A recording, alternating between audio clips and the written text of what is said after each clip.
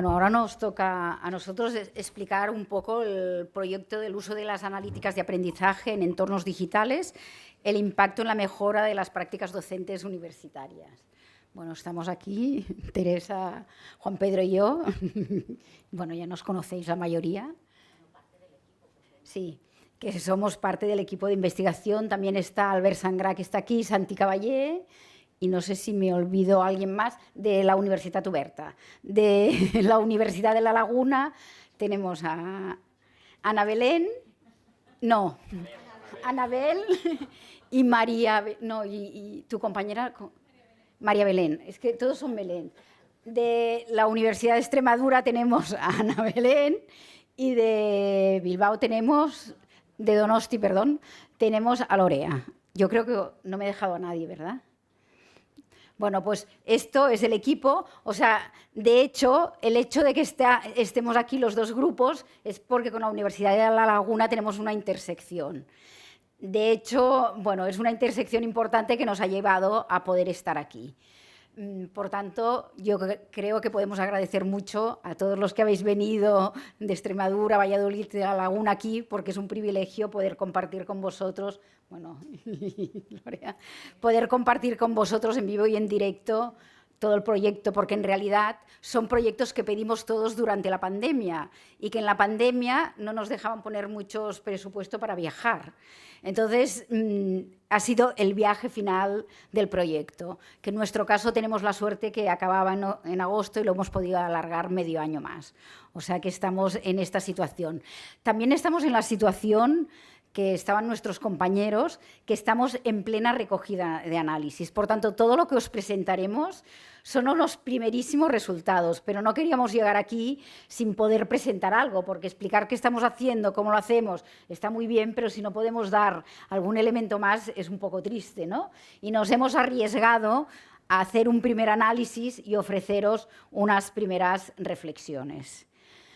Bueno, sin más paso un poco a presentar el proyecto. El proyecto, tal como veis, bueno, haremos 7 puntos. El proyecto, que algunos ya me he anticipado. Las analíticas de aprendizaje, concretamente en el proyecto. La herramienta de analíticas de aprendizaje, Diana, que creamos para el proyecto. Los pilotos, las primeras reflexiones, divulgación y difusión y transferencia. Creo que es importante comentar que después, yo diría, después de la exposición de Denise esta mañana, y hemos ido comentando entre todos, nos sentimos muy cómodos en el paraguas que Denise ha presentado, ¿no? En el marco de analíticas. Yo incluso diría que la definición que presentaremos es más o menos la misma que ha presentado ella, o sea que nos sentimos muy cómodos y muy académicamente validados, ¿no? De alguna manera.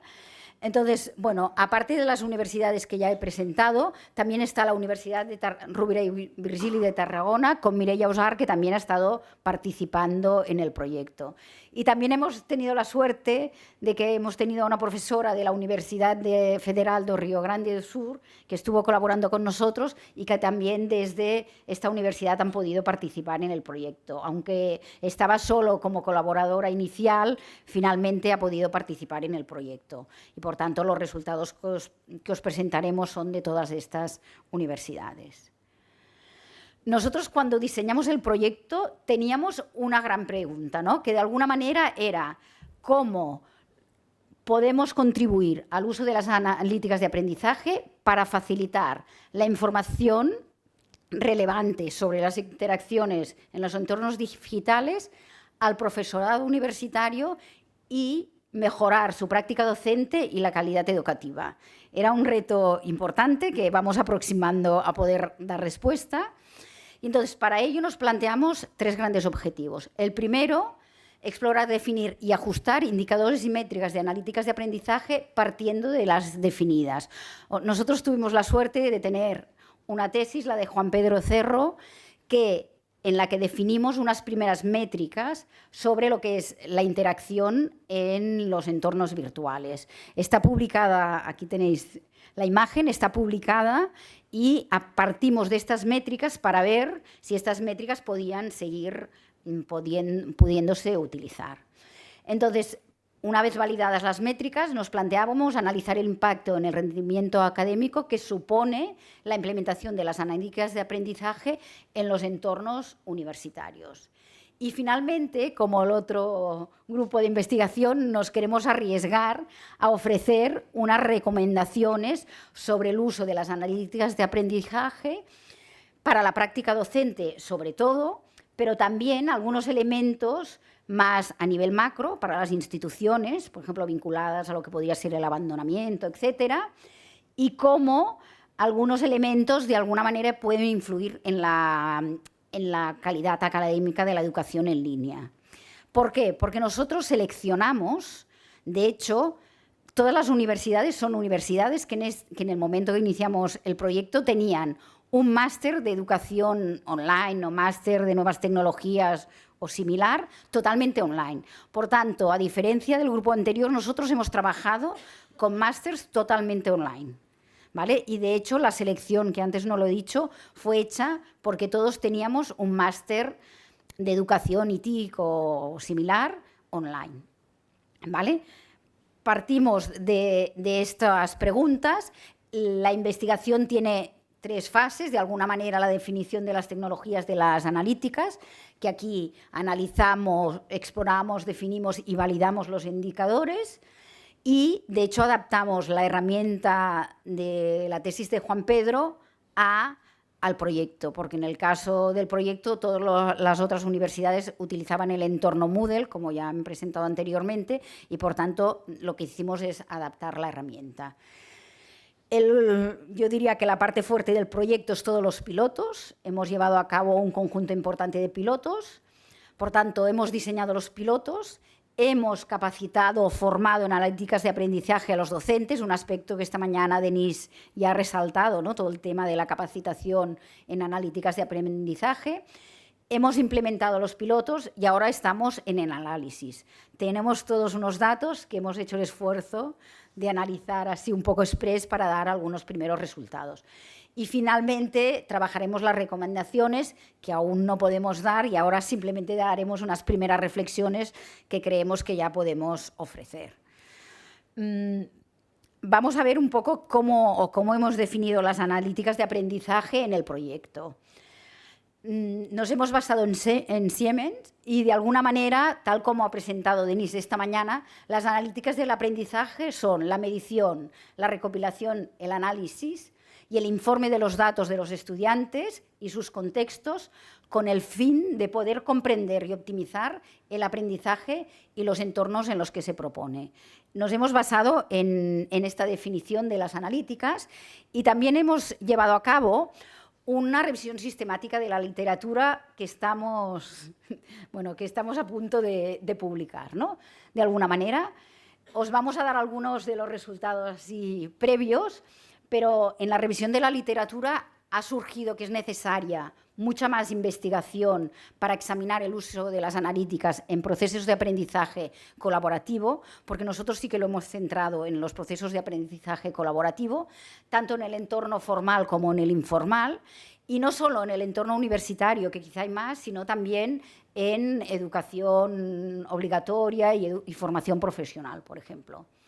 Otro elemento clave es la necesidad o la prevalencia de que cada vez tendremos más entornos en línea, aunque nos pensábamos, como el equipo anterior, que con la pandemia habría un salto importante a lo que es la educación en línea y no ha sido lo que esperábamos, pero sí que es verdad que hay una tendencia, sobre todo a nivel de formación a lo largo de la vida, de la educación en línea o de la formación en línea, y, por tanto, una necesidad de encontrar maneras para poder personalizar este aprendizaje, ¿no? Y las analíticas en este proceso nos pueden ayudar. Otro tema que es clave y que además sigue siendo un tema muy crítico y problemático es todo el tema de la selección de los datos de manera objetiva, justa y precisa, así como las cuestiones éticas. Yo creo que esta mañana Denise también ha expuesto este tema, ¿no? Por tanto, otro tema es todo el tema de la ética con todo el tema de la participación de los datos, etcétera. Otro tema que también ha finalizado Denise esta mañana es todo el tema de llegar a definir diseños participativos, ¿no?, de los datos en los que tanto los docentes pero también los estudiantes puedan participar en ellos. Por tanto, es otro elemento clave. Y finalmente esta alfabetización en datos, que también es importante, ¿no?, porque yo creo que es importante desde el punto de vista de cómo utilizarlos, pero también este tema ético y crítico en torno al uso de los datos. Estos serían las primeras ideas que hemos extraído de la revisión de la literatura que próximamente esperemos poder publicar. También nos hemos basado en un modelo jerárquico de las analíticas de aprendizaje, en el que de alguna manera definimos unas categorías, unos indicadores. Para poder conseguir estos indicadores necesitábamos unas métricas, y para poder tratar las métricas necesitábamos unos datos. Este fue un poco el proceso que hicimos de definición de lo que son las categorías, los indicadores y las métricas. Y finalmente, en la primera fase, con todo el equipo investigador, el equipo implicado directamente en el proyecto y los colaboradores externos, que tenemos gente de Italia, de Latinoamérica, de Inglaterra, etcétera, que participaron en el estudio, nos validaron en un 80% las métricas como muy importantes o importantes. Por tanto, hemos diseñado los pilotos partiendo de estas métricas validadas por un equipo investigador. Yo diría que con esto acabo, y ahora Juan Pedro os presentará la herramienta Diana, que es la que diseñamos, y además for Moodle, para Moodle, que es la que diseñamos para poder llevar a cabo los pilotos.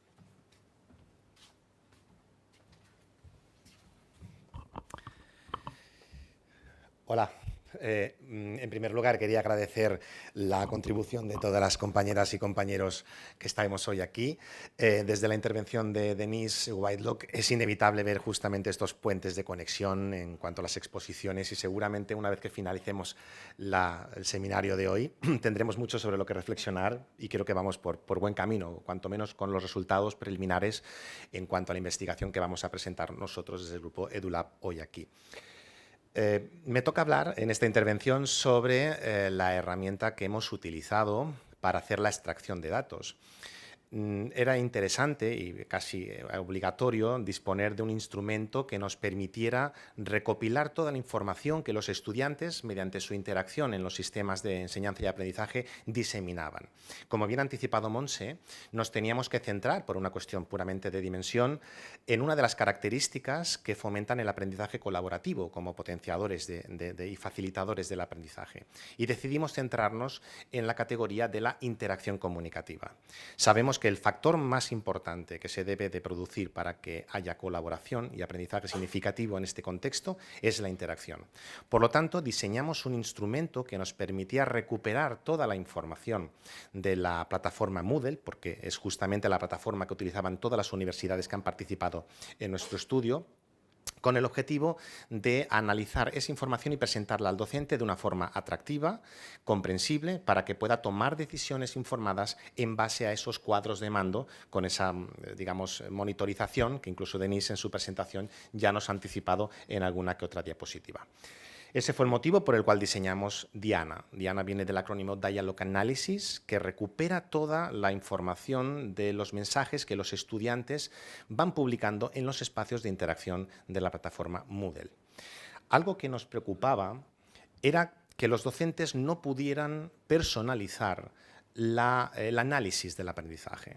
Sabemos que no todas las actividades de evaluación están, digamos, circunscritas en los mismos objetivos de aprendizaje. Por lo tanto, era muy importante que la analítica no fuera totalmente objetiva, es decir, que el docente tuviera la capacidad de poder llegar a personalizar los valores de referencia que deseaba que este algoritmo empleara para reportar el análisis y poder tomar decisiones sobre los siguientes pasos que tendría que desplegar en el aula con respecto a sus alumnos y en base a la actividad que estos mantenían. Podemos observar, por ejemplo, como en este panel que se muestra en la diapositiva, vemos un panel de configuración donde el docente, por ejemplo, iba introduciendo palabras que formaban parte del campo semántico de la interacción comunicativa que deseaba que sus estudiantes desplegaran en la actividad que posteriormente presentaremos, que fue la actividad de debate virtual La Escogida. Sin embargo, también existían otro tipo de valores de configuración, como los valores umbrales de número de mensajes mínimo, máximo, el tanto por ciento de aparición de estas palabras clave del campo semántico dentro de toda la discusión. Y el objetivo era que dispusiera de esta información a lo largo de toda la actividad de evaluación y que no tuviera que perder tiempo a la hora de emplear la herramienta. No queríamos que la tecnología fuera también un elemento de distracción o que añadiera un factor de complejidad que disuadiera a los docentes en el uso de esta tecnología. Por lo tanto, este cuadro de mando con previa autenticación permitía recuperar esos valores de una forma muy rápida y ágil, y posteriormente el docente tenía la posibilidad de definir los valores de lo que es el marco temporal de análisis. A pesar de que la actividad pueda durar una semana, nos puede interesar hacer un análisis específico del aprendizaje en los 3 últimos días para obtener una descripción de lo que ha acontecido en el aula y cuál ha sido el desempeño de nuestros estudiantes. A continuación, Diana lo que hace es ofrecernos una radiografía de lo que ha ocurrido en esta interacción dentro del aula a través de los espacios de comunicación de Moodle. Lo primero que nos muestra es un cuadro de mando con diferentes métricas representadas de múltiples formas. Y es que no toda la información que nos puede aportar a nivel de conocimiento las analíticas exige el mismo medio de transmisión o la misma forma de expresarla. Tenemos métricas muy sencillas que nos pueden representar el número de mensajes totales que han publicado los estudiantes en el aula, el número de respuestas, con lo que podemos saber el índice de diálogo y reflexión que ha habido en el aula. Sin embargo, hay otro tipo de métricas que pueden aportar un nivel de conocimiento superior y, por lo tanto, exigen niveles de representación más sofisticados.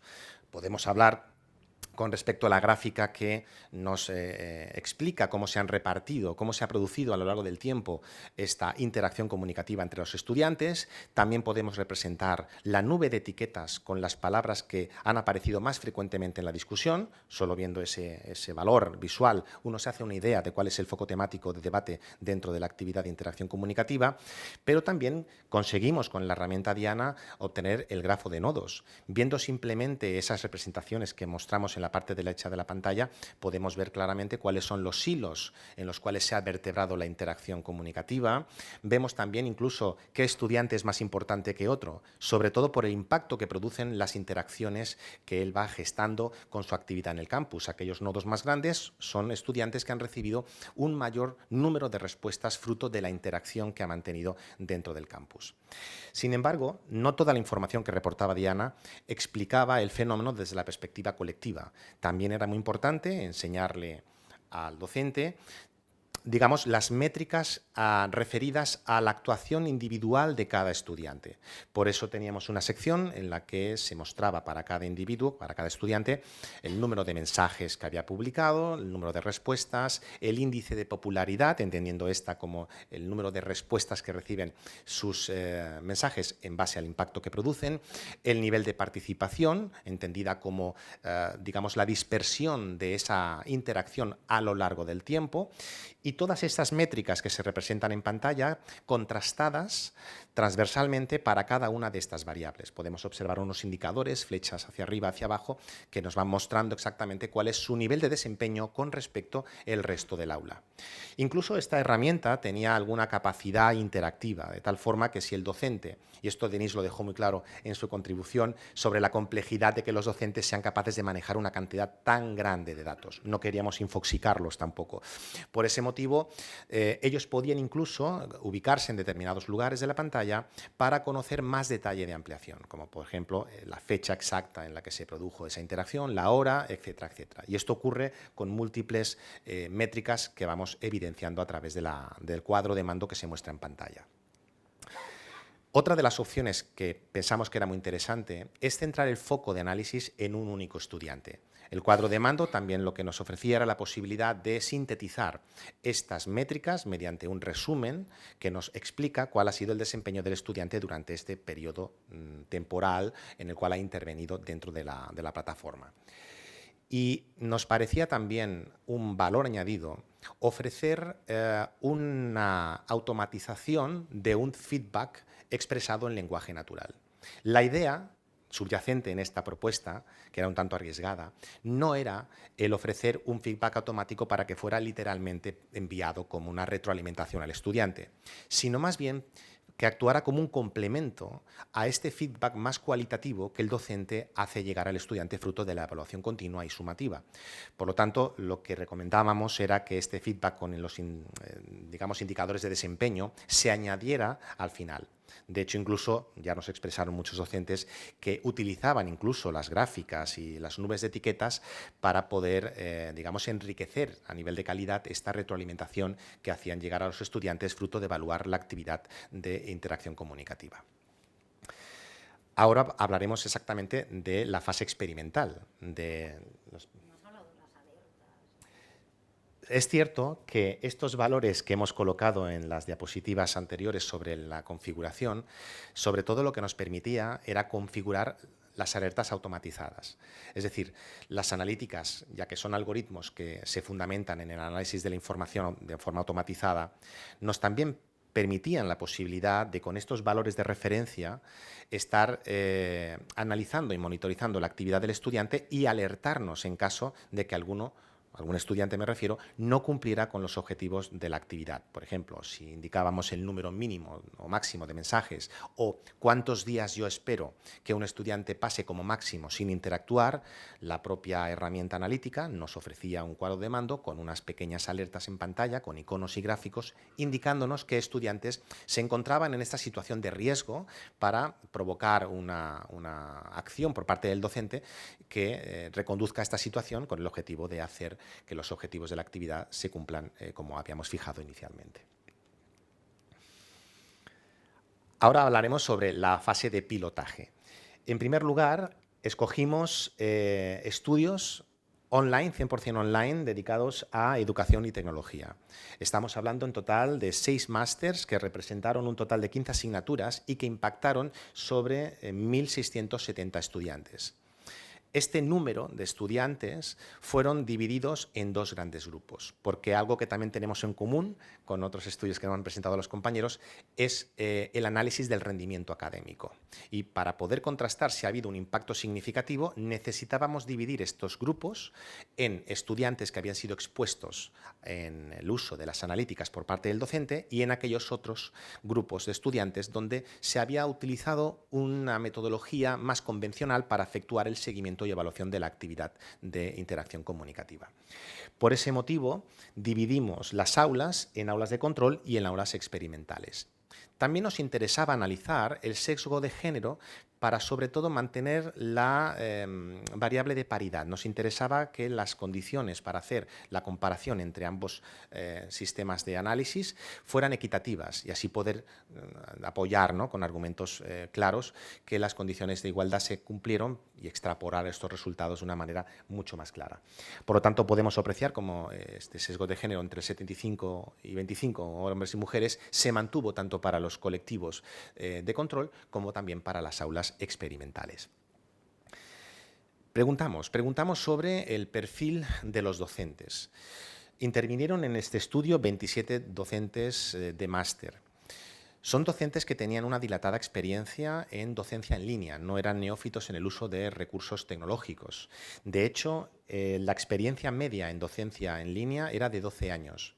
10 de los cuales declararon ser dedicados al uso del entorno de enseñanza y aprendizaje Moodle. Por lo tanto, eran docentes que conocían perfectamente todas las herramientas, como ya hemos podido comprobar con los estudios que nos han presentado, que utilizaban una diversidad muy amplia de recursos dentro de esta plataforma que todos conocemos, que es Moodle. De hecho, el 60%, 63% de los docentes declararon que no solamente utilizaban las herramientas de Moodle, sino que tenían la curiosidad sana de rastrear los registros que Moodle ofrece, que es una sección que sabemos que muchos no solemos entrar, ¿verdad? Pero nos parece como algo un poco críptico, para poder extraer los datos y, aunque sea de una manera un tanto convencional, usando algún Excel o alguna hoja de cálculo, hacer un tratamiento posterior para minar de alguna forma los datos y poder así tomar unas decisiones mucho más informada sobre lo que ha acontecido en las aulas, porque la otra opción sería estar día a día, minuto a minuto, estando analizando todo lo que está pasando en los espacios de interacción, más aún cuando todavía los estudiantes en los entornos de enseñanza a distancia suelen ser más numerosos que, por ejemplo, en la presencialidad.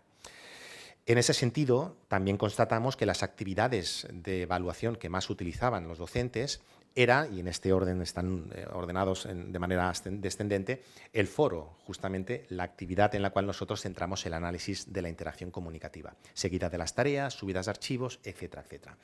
Esto redunda en la idea de que las actividades principales de evaluación que organizaban los docentes iban encaminadas a actividades de análisis y reflexión con el objetivo de construir de forma colaborativa conocimiento entre los pares que forman parte del aula.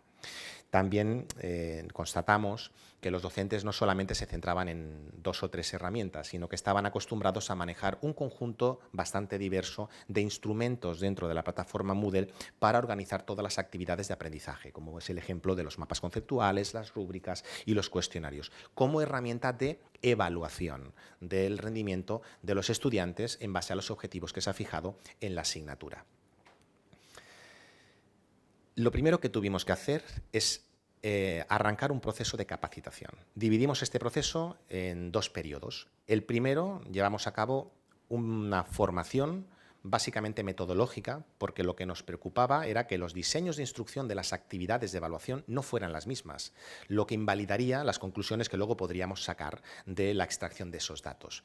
Por eso, lo que desarrollamos no solamente fue una sesión formativa explicando y contrastando de alguna forma entre todos los grupos de trabajo qué es lo que considerábamos como una actividad de evaluación de interacción comunicativa, en este caso los debates virtuales, para ofrecer también una serie de recomendaciones que todos deberíamos seguir para que esa actividad pudiera ser reproducida en diferentes contextos universitarios, que como ya hemos evidenciado muchas veces, estas idiosincrasias hacen que no sean exactamente del mismo modo percibidas.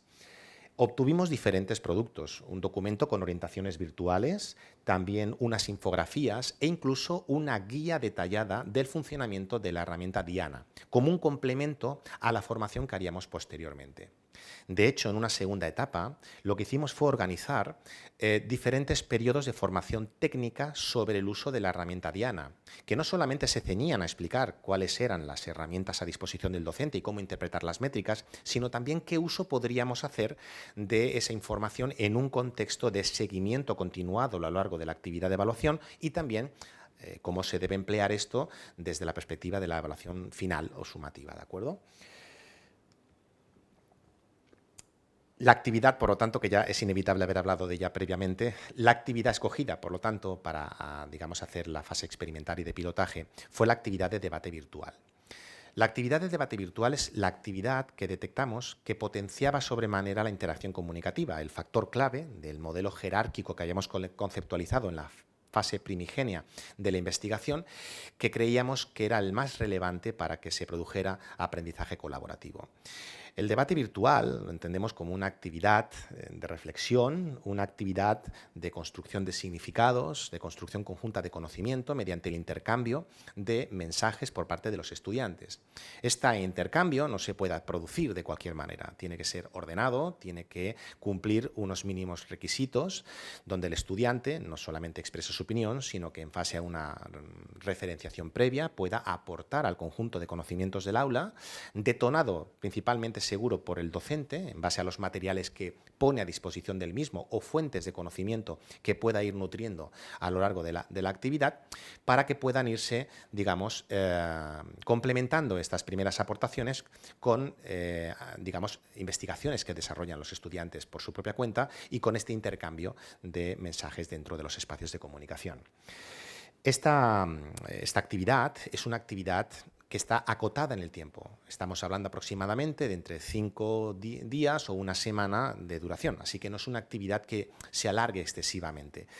Y es importante entender que es una actividad donde el estudiante no ha de estar conectado simultáneamente con el resto de compañeros, sino que se desarrolla totalmente de manera síncrona y permite que pueda, digamos, contribuirse en momentos totalmente distantes dentro de ese periodo temporal. La recomendación que nosotros hacíamos, por supuesto, y ahora evidenciaremos con los resultados obtenidos, era que dilataran su participación a lo largo del tiempo y no solamente la concentraran, ¿no? Sobre todo para fomentar la participación y evidenciar un seguimiento de esta actividad de evaluación.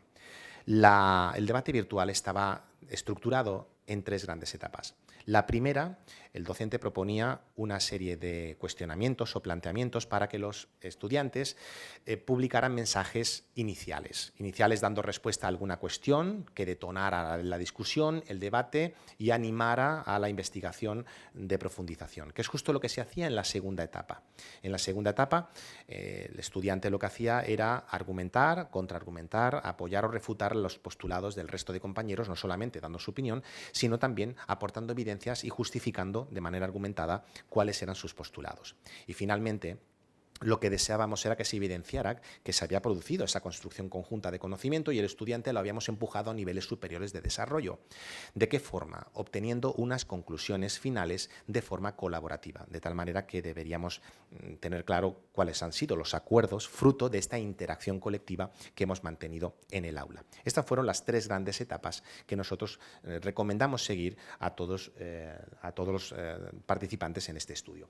Incluso elaboramos un dossier, un manual sobre orientaciones a los debates virtuales. Es una guía que marca cuáles son las pautas de intervención, qué aspectos se deben tener en cuenta cuando uno participa en una discusión en línea síncrona y cuáles son las reglas, digamos, que se deben seguir para un correcto desarrollo de esta actividad de aprendizaje. Hablaremos ahora del rol docente, y es que este rol que desempeñó, este papel que desempeñó el docente durante todo el proceso de debate virtual se puede explicar en 3 momentos concretos, ¿no? Antes, durante y después. Justamente antes del inicio de la actividad, el rol del docente es el de diseñador. El objetivo es que el docente pueda ir indicando cuáles son los objetivos de la actividad de aprendizaje, cuáles son los recursos que pone a disposición del estudiante para su, digamos, desarrollo, también cuál es el marco temporal en el cual se va a circunscribir cierta actividad y los requerimientos para que los estudiantes los utilicen como una pauta de actuación. Una vez definidos esos elementos que estamos viendo en la diapositiva, procedíamos al desarrollo explícito de la actividad de evaluación. En este momento, el docente se traslada a un segundo plano. El papel del docente, digamos, delega esa responsabilidad de participación al estudiante, que toma el papel activo y es quien realmente interactúa y es quien, digamos, se convierte en protagonista de la actividad y de la construcción conjunta de conocimiento. Generalmente el docente se reservaba el derecho a intervenir en el caso de que viera que alguna opinión equivocada se estaba viralizando o quizá porque el grado de dispersión del debate virtual era un poco amplio y se estaba, digamos, desviando del foco temático que se había fijado en los objetivos de la actividad de evaluación. Y finalmente, el rol que adoptaba el docente al finalizar era el de evaluador, donde hacía una evaluación final de la actividad. Cabe decir que no solamente se desplazaba en segundo plano en la moderación, sino que gracias al uso de Diana, de las herramientas analíticas del aprendizaje, estaba haciendo constantemente un seguimiento y un monitoraje de la actividad. Por lo tanto, era casi más importante ese seguimiento durante todo el proceso de intervención de los estudiantes en la actividad que no tanto la evaluación final que se hacía, explicando el fenómeno una vez que ya todo había pasado y poca capacidad o margen de maniobra teníamos para reconducir estudiantes que quizá estaban en situación de riesgo a la hora de cumplir con los objetivos que nos habíamos fijado. Y ahora, como bien decía Montse, hablaremos de los primeros resultados. Estamos work in progress en este tema, así que nos parecía interesante compartir ya con vosotros algunas primeras ideas. Lo primero que observamos es una distribución de ese rendimiento académico que hemos rescatado de esta actividad de debate virtual. Lo primero que observamos es una reducción del índice de abandono del 1%. Puede parecer poco elocuente, un 1% en la reducción de la tasa de abandono, pero no estamos hablando de un 1% de dropout en la asignatura. Hablamos de una tasa de abandono de un 1% en una actividad que dura 5 días o una semana, con lo cual es un dato que puede tomar significado a la hora de justificar la aportación que puede llegar a hacer las analíticas del aprendizaje. Lo complemento con el análisis que tenemos en la distribución de calificaciones de la gráfica que veis en la derecha. podemos observar cómo los grupos de control, el grupo mayoritario de estudiantes, se desplazaba pues, no en la parte más alta de la tabla. Vemos que en los grupos experimentales el rendimiento de los estudiantes se equilibró. Si analizamos, no en absoluto porque el número de estudiantes no fueron los mismos, sino en valor relativo, esta distribución de calificaciones, no se nos escapa que realmente el uso de las analíticas del aprendizaje justifican que los estudiantes sean empujados a niveles de desempeño superiores. Lo vemos en cuanto a la distribución que tiene esta línea, ¿no? Por lo tanto, pensamos que sí existe una contribución favorable en el uso de las analíticas, aunque todavía nos quedan por explotar muchos más datos y hacer un análisis transversal entre los resultados que hemos obtenido en todas las universidades, precisamente por la naturaleza de la actividad que se llevó a cabo y por esas variaciones que puedan existir en cada una de las, departamentos o áreas en las que intervenimos. Igualmente hicimos un análisis correlacional y empezamos a cruzar datos en base a aquellas correlaciones que veíamos que tenían unas evidencias que justificaban un análisis más profundo. Y descubrimos cosas interesantes. La primera de ellas es que intentamos analizar el nivel de participación del estudiante con la calificación, con su rendimiento académico, entendiendo el rendimiento desde la perspectiva de la calificación, no de la asignatura, es importante de esto circunscribirlo, sino de la actividad de debate virtual. Eso es la calificación. Por lo tanto, cuando vemos, nosotros tenemos muy interiorizado las métricas, así que hablamos de popularidad, hablamos de participación. La participación básicamente establece un valor cualitativo en función de cómo el estudiante contribuye con mensajes en comparación con la totalidad de los mensajes que se ha publicado en el aula a lo largo de la semana. Es una métrica, detrás de todo esto hay muchas fórmulas matemáticas y de cálculo que las tenemos también para poderlas ofrecer a quien lo desee. Y observamos cómo, a medida que el estudiante participaba más, era probable, estadísticamente hablando, más probable estadísticamente hablando, que la calificación que obtuviera fuera mayor. Esto nos conduce a recomendar que los estudiantes mantengan una interacción en el debate virtual lo más dilatada posible en el tiempo, porque así se ha demostrado que, estadísticamente hablando, aquellos que obtuvieron una mejor calificación fueron los que más diseminaron a lo largo del tiempo sus mensajes y que más publicaciones realizaron dentro del debate virtual. También hicimos una serie de análisis que nos permitieron identificar unas tendencias interesantes, aunque algunas de ellas nos puedan parecer quizá algo obvias o fácilmente justificables. Se puede entender que una actividad en la que estamos fomentando la interacción comunicativa, aquellos estudiantes que mejor calificaciones obtienen son aquellos que más mensajes publican. Pero también lo contrastamos con la cantidad de palabras promedio que enviaban los estudiantes, entendiendo cómo esta reflexión, ¿no?, y esta capacidad de poder argumentar sus postulados en base a este discurso que despliega dentro de la plataforma. Sin embargo, también observamos cómo a medida que los estudiantes dilataban mucho más sus intervenciones, también la calificación era superior. Es decir, se volvía a repetir la misma tendencia. E incluso observamos que aquellos estudiantes que recibían más respuestas a sus mensajes por el impacto que producían, puede ser positivo o negativo dentro del aula, también obtenían una mayor calificación. Así que esta cuádruple de tendencia quedaba reflejada de una manera manifiesta y por eso lo evidenciamos en este slide para que lo podamos compartir. A continuación nos cuestionamos, ¿y los estudiantes qué, no? Sabemos que es la eterna pregunta si ponemos a disposición de los estudiantes parte de esta información, no solamente con la retroalimentación. Lo primero que queríamos analizar era la satisfacción del estudiante. Y es cierto que observamos una cierta diferencia entre la satisfacción que manifestaban en base al feedback que habían recibido por parte del docente en las aulas experimentales en contraste con las aulas de control. Podemos apreciar cómo hay un ligero incremento en base a esa satisfacción. Algo también curioso, creo que me he saltado una, bueno, ahí nos faltaría una diapositiva, creo. Evidenciamos también una tendencia curiosa y es que hemos organizado esta misma diapositiva, este mismo análisis, en base a la franja de edad. Y nos hemos dado cuenta que el nivel de satisfacción que manifestaban los estudiantes en base a esta retroalimentación utilizando las analíticas del aprendizaje era proporcional a la edad que tenían.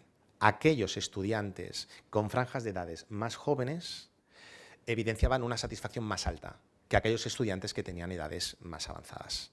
Eso es algo que también lo hemos extraído del análisis, pero me parecía interesante también destacarlo como una tendencia. Les preguntamos a los docentes que evaluaran la herramienta, que evaluaran el instrumento que habían utilizado para hacer el seguimiento y evaluación. De hecho, como bien ha dicho Montse, el 80% de los estudiantes, de los docentes, de las métricas, para ser exacto, de las métricas, los docentes en el focus group inicial validaron su idoneidad para ser utilizadas en la herramienta de analíticas del aprendizaje.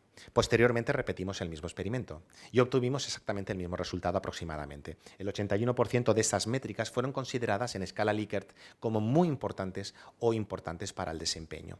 No esperábamos obtener quizá una valoración tan positivista de la introducción, porque habían métricas que de hecho pueden ser muy variadas en cuanto a la información que aportan sobre el nivel de desempeño. Podemos observar incluso en esta pequeña tabla cómo aquellas métricas que están identificadas, la tabla la podemos dividir en dos partes, las métricas que explican el comportamiento individual del estudiante o las que describen el colectivo como grupo, el grupo aula. Por lo tanto, las métricas, tanto individuales como grupales, que fueron más, interesantes para los docentes, fueron aquellas que no solamente iban dirigidas a analizar, cómo interactuaban los estudiantes en cuanto al número de mensajes o de respuestas, sino cómo lo repartían y cómo lo dilataban en el tiempo. Esto, de alguna manera, valida las argumentaciones que hemos llegado a raíz del análisis de los datos previos. Y había algo con lo que, no podíamos mirar a otro lado, ¿no? Y era, no todo lo que se podía evidenciar del aprendizaje se podía cuantificar de una manera muy clara. Quiero decir que hay determinados aspectos, sobre todo éticos y sociales, relacionados con las actitudes y con las conductas que los estudiantes despliegan en los espacios de interacción, que es difícil de atribuir un valor sobre todo cuantitativo, que es lo que generalmente hacemos en las analíticas del aprendizaje. Por ese motivo, sugerimos la identificación, esto proviene de este marco conceptual previo del modelo de factores clave, una serie de indicadores transversales. Se llaman transversales porque se ven reflejados en otro tipo de indicadores manifiestos ya e implementados en Diana. Hablamos, por ejemplo, del compromiso y la constancia que un estudiante despliega con respecto a la actividad de debate. Hablamos con respecto a la transparencia con la cual publica contenido, el respeto que despliega con respecto al grupo, su predisposición a trabajar en equipo, la responsabilidad y el liderazgo. Esta tabla que estamos viendo no es una tabla final, no es una tabla concluyente. Es quizá el punto de partida para otro proyecto de investigación. De hecho, les pedimos a los docentes que en base a su experiencia previa en el uso de las analíticas del aprendizaje, y concretamente Diana, nos fueran indicando qué métricas de las que habían sido utilizadas podrían servir para describir estos indicadores transversales. A ese match lo llamamos descriptores. De tal manera que esta tabla nos muestra exactamente este cruce y se evidencian cosas interesantes, como por ejemplo que el liderazgo, los docentes no lo entienden desde una perspectiva grupal. Entienden que el docente, que en este caso el estudiante, desempeña un liderazgo con respecto al grupo, pero el grupo en sí mismo no ejerce un liderazgo consigo mismo. Al igual que, por ejemplo, la transparencia. La transparencia, entendieron los docentes, que no subyace del propio individuo, sino de las acciones de todos los individuos a través de las métricas que definen su comportamiento como colectivo, no solamente por una acción individual. Estos son datos que, como vemos, se deben trabajar. Y desde esta tabla a poder obtener un emoticón de todo va bien, ¿no? O todo va mal, pues seguramente hay un largo camino. Y habrá que ver de qué manera podemos buscar fórmulas, métodos de cálculo que permitan evaluar de una manera cuantitativa o cualitativa estos aspectos más éticos y sociales, que quizá algo tengan que ver en un futuro con las emociones, que sabemos que es un campo largo para debatir, pero pensamos que puede ser una contribución interesante y no queríamos dejar pasar la oportunidad en esta investigación de poder profundizar en estos temas. Y cuestionamos también a los docentes sobre la transferencia a su práctica profesional docente del uso de las analíticas en base a la fase experimental. Principalmente evidenciaron pues lo que ya nos presuponíamos, ¿no? Que les ahorraba mucho tiempo a la hora de recuperar toda esa información. Información que está delante suyo, que tienen evidencias, son los mensajes que sus estudiantes publican diariamente, pero que muchas veces, debido a esa cantidad ingente de información, hay información que queda oculta y que tenemos que ser capaces de presentar de una manera adecuada en base también a esas necesidades que los docentes nos hacen llegar a través de los focus group, no solamente en base a nuestros postulados o revisiones sistemáticas de la bibliografía. Hemos de contar con el colectivo para poder saber cuáles son sus preocupaciones y sus necesidades. También manifestaron, digamos, como un aspecto muy positivo, la capacidad de poder personalizar la retroalimentación. De hecho, muchos estudiantes nos hicieron llegar esta apreciación, ¿no? El hecho de que el feedback grupal tuviera esta pequeña descripción analítica sobre el nivel de desempeño, o incluso el individual con esta retroalimentación expresada en lenguaje natural que Diana reportaba como complemento que aumenta la calidad del feedback, era un factor muy positivo. Así que eso fue un elemento muy interesante que, digamos, remarcaron los docentes como una capacidad, digamos, favorable, ¿no? Y por último, como ya he dicho antes, pues la capacidad de poder mejorar esta retroalimentación, la calidad en base a estas contribuciones, estas alimentaciones que hacemos del feedback utilizando elementos que ya emergen de la herramienta analítica que hemos diseñado. Y ahora Teresa nos hará unas primeras reflexiones en base a lo que hemos analizado del estudio.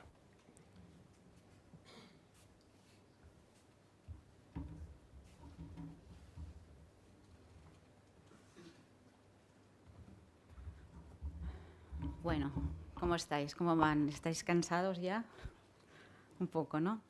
Bueno, a ver, a mí me toca la última parte, con lo cual iré bastante rápida, pero intentaré recuperar todo lo que han comentado, ¿no? Como veis, yo creo que es importante cómo Juan Pedro lo explica, pero también lo vive. Pensad que ya, contando un poco la trayectoria, estamos hablando de que llevamos casi, no son 10 años, pero casi 10 años trabajando, estudiando y haciendo investigación sobre analíticas de aprendizaje. Justo él empieza, ¿no?, una tesis doctoral y que yo creo que Diana fue su otro hijo, ¿no?, que no tuvo, porque realmente se concibió en el marco de aquella tesis doctoral, ¿no? Y que después, bueno, hemos tenido la gran oportunidad, esto gracias también a Montse, ¿no?, por liderar el proyecto de I+D, para hacer crecer este Diana, ¿no?, y amplificarlo y llevarlo al resto de universidades que han formado parte de este proyecto. Bueno, han formado no, porque aún estamos y nos quedan 6 meses más, chicas. O sea que, bueno, entonces lo que voy a comentar, si acaso también las que habéis participado en este proyecto, si me dejo alguna cosa, pues bienvenida, ¿eh? Y os paso la palabra, ¿no? Con la intención también de resumir, ¿no?, de recopilar todo lo que los resultados que Juan Pedro os ha explicado. No son todos, son algunos, los más significativos. Tenemos más, por tanto, estamos working in progress.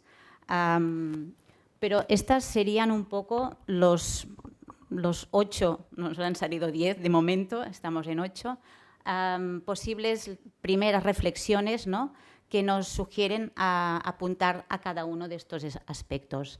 No hemos querido abordarlo a modo de recomendaciones, porque como estamos aún cerrando los resultados y llegando a las conclusiones y abordando todo esto, nos parecía más interesante hablar de estas primeras reflexiones de nuestra investigación. ¿Qué podemos apuntar o qué podemos sugerir? Bueno, yo creo que una primera es esta definición clara de lo que tienen que ser los objetivos de aprendizaje de la actividad colaborativa, en nuestro caso el debate virtual, ¿no?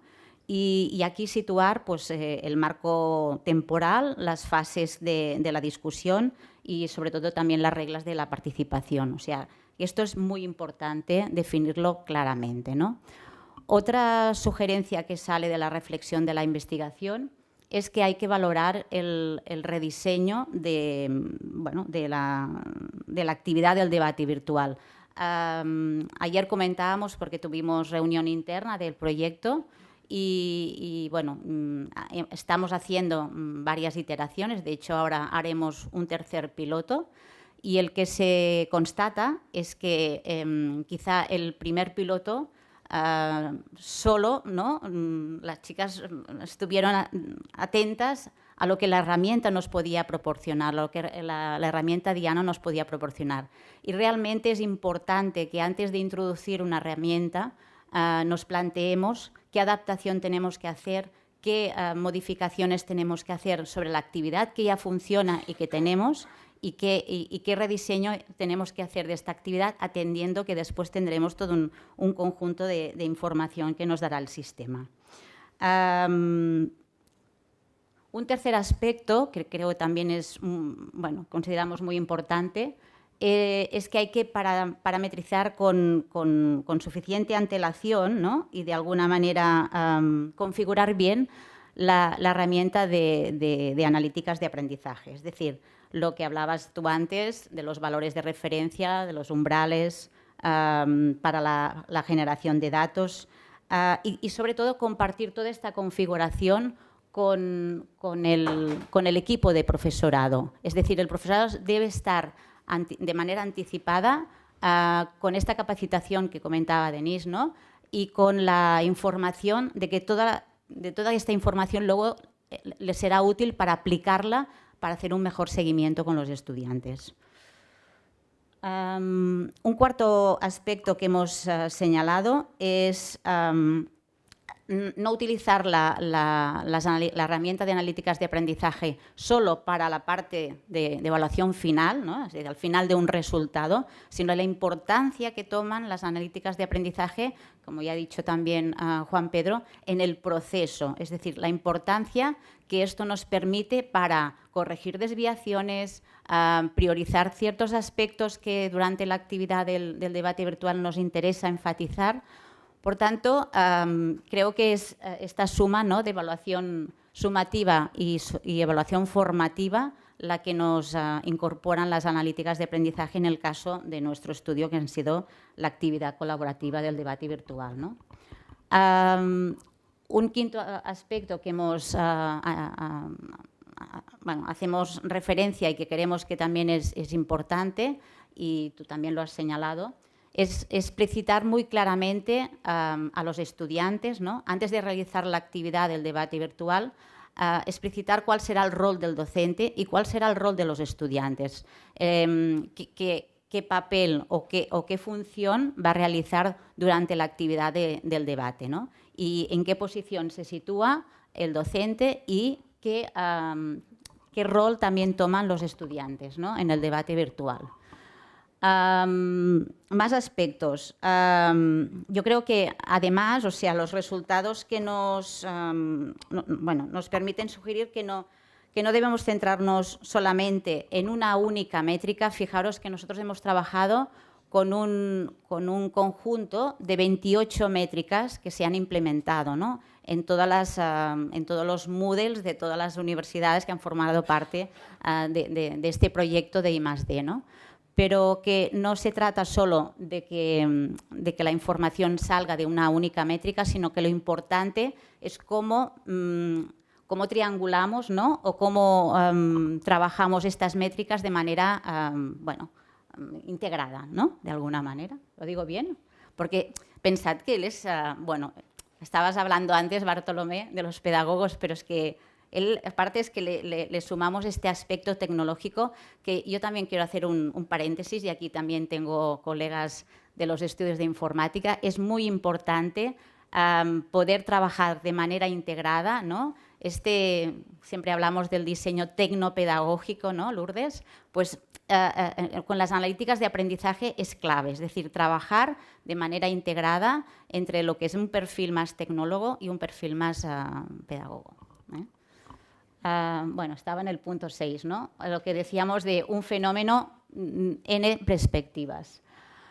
Hay otro aspecto que también sugerimos a partir de las reflexiones de la investigación, que es fomentar esta participación distribuida, ¿no?, en el tiempo, para favorecer la calidad de la interacción, pero también para favorecer la motivación de los propios estudiantes. Es decir, que el hecho de que la participación esté distribuida en el tiempo que dura una actividad de debate virtual hace que los estudiantes también se sientan enganchados en el propio proceso de aprendizaje de esta actividad. Y como último punto, pero no último porque estamos aún en proceso, creemos importantísimo, ¿no?, que el uso de las analíticas, y esto es un poco lo que emerge también de los estudios, tanto también de los feedbacks de los docentes y de los estudiantes, es que para el docente es un complemento, una ayuda, ¿no?, que enriquece este seguimiento que hace el docente en su actividad, en este caso del debate virtual, ¿no? Y por tanto lo enriquece, pero que no nos podemos quedar solamente que las analíticas de aprendizaje nos dan automatismos, que está muy bien, pero que nosotros hemos de hacer esta parte de personalización, de adaptación, ¿no?, a las necesidades o al público que tenemos en nuestro delante, ¿no? No sé si las compañeras quieren añadir algún punto más, porque seguro que a partir de aquí lo iremos madurando más, ¿no? Vale. Había otro punto que nos parecía también importante y hoy como un poco colofón del proyecto. Bueno, aquí no sé si adrede, pero nos hemos dejado una N. De hecho, el primer artículo está aún en proceso de ser enviado y, por tanto, falta una N, enviando, porque estamos en proceso.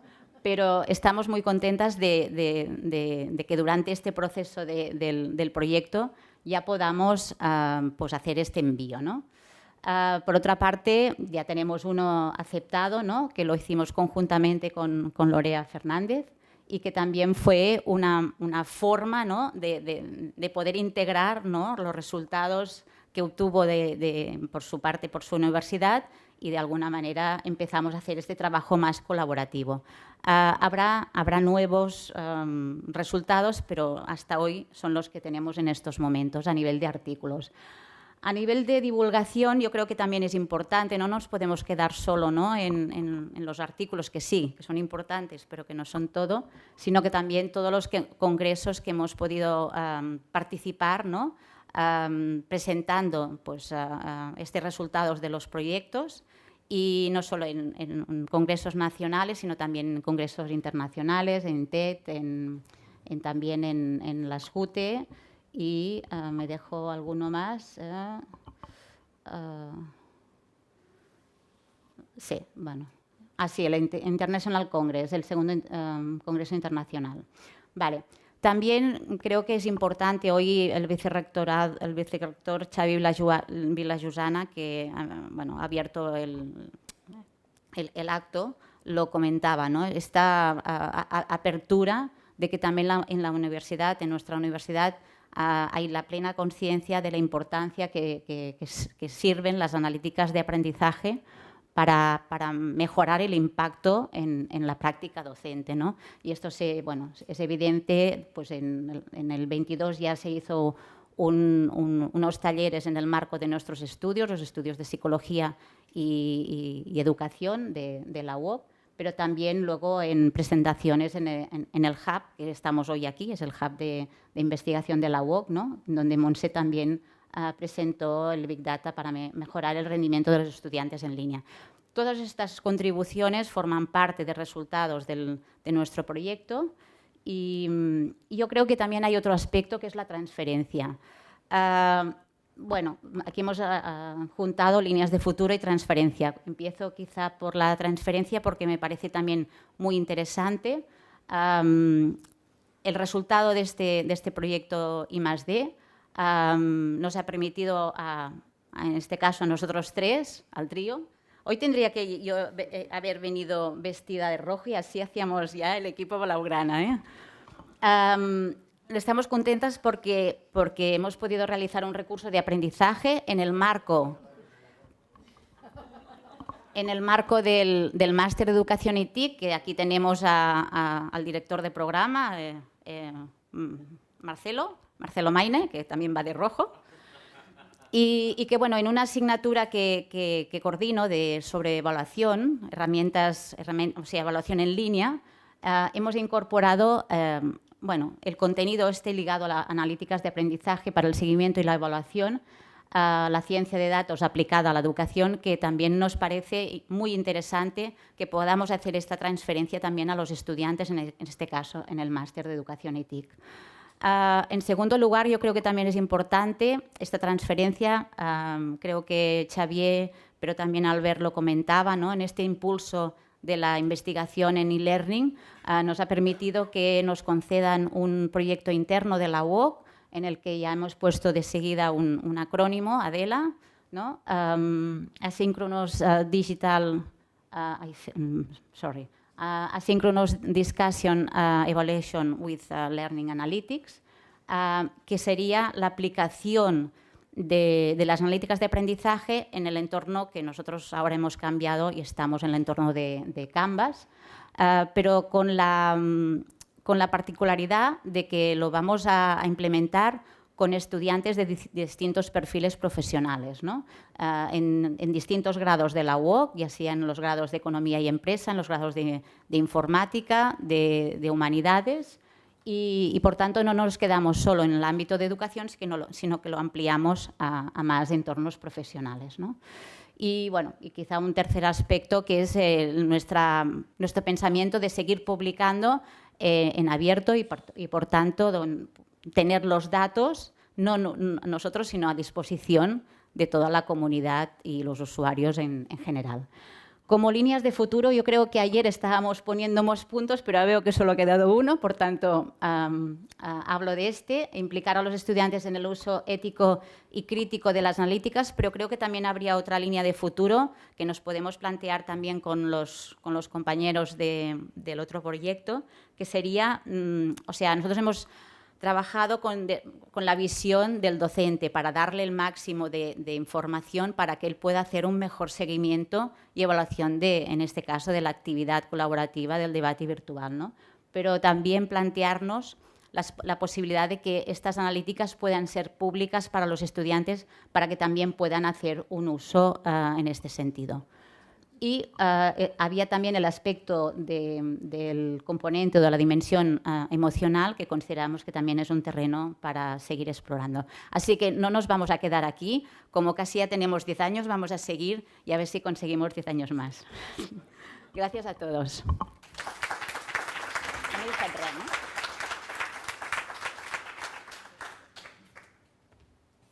Bueno, ahora si os parece, después de la lluvia de ideas y de los dos proyectos que debemos tener todos en la mente, sería el momento de abrir turno de palabras a cualquiera que quiera preguntar sobre los proyectos, compartir reflexiones, o sea, pueden ser preguntas, reflexiones futuras, etcétera, ¿no?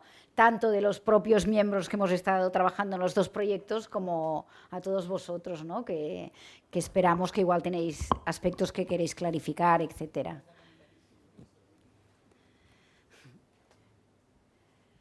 Alguien tendría que romper el hielo. Gracias, gracias. Bueno, súper interesante. Me ha encantado oír vuestros dos proyectos. Ya contaré esta tarde que uno de mis objetivos al venir aquí era conocer mejor lo que estáis haciendo desde áreas más cercanas a la educación e intentar crear puentes, conocernos más, etcétera. Porque yo vengo de esa parte que decías, ¿no? de la informática, y está claro que no podemos trabajar sin colaborar, o no deberíamos. Otra cosa es que por poder podemos, porque es lo que hacemos. Yo tengo como muchas cosas en la cabeza, pero una cosa que sí que me ha quedado un poco menos clara, por concretar una pregunta y no soltar un rollo aquí, que ya lo voy a soltar esta tarde, sería el de los indicadores. Entonces, en la charla, en la presentación del primer proyecto, Anabel nos ha contado muy bien el proceso, que a lo mejor sí que podíais hacer incluso el trabajo de codificar ese proceso que habéis seguido y presentarlo como contribución para alguien que quiera hacer un proceso parecido, ¿no?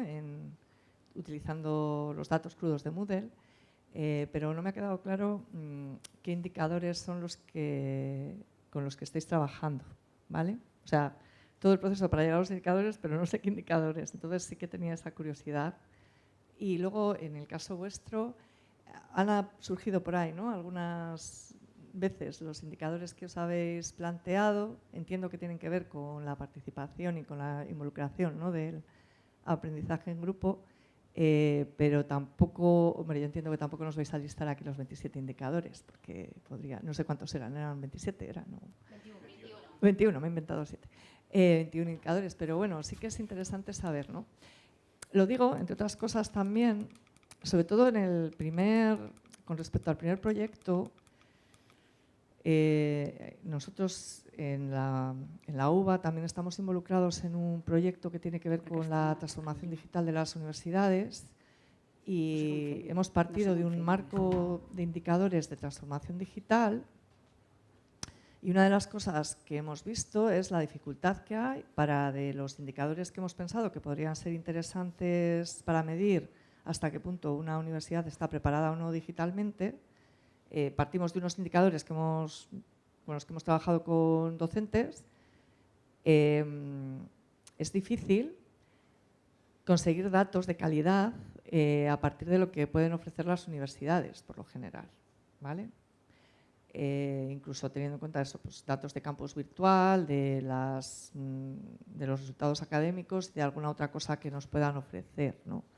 Entonces, bueno, en ese sentido también veo conexiones entre lo que hemos aprendido de las dificultades, también de lo que pensábamos que era posible versus lo que nos estamos encontrando en ese proyecto, que bueno, aprovechando que Bartolomé pertenece al proyecto y a nuestro grupo de investigación, pues probablemente podemos seguir trabajando, ¿no?, en esas conexiones. Pero bueno, en cualquier caso sí, ¿cuáles son los indicadores que estáis manejando en el primer proyecto y bueno, a lo mejor alguno del segundo?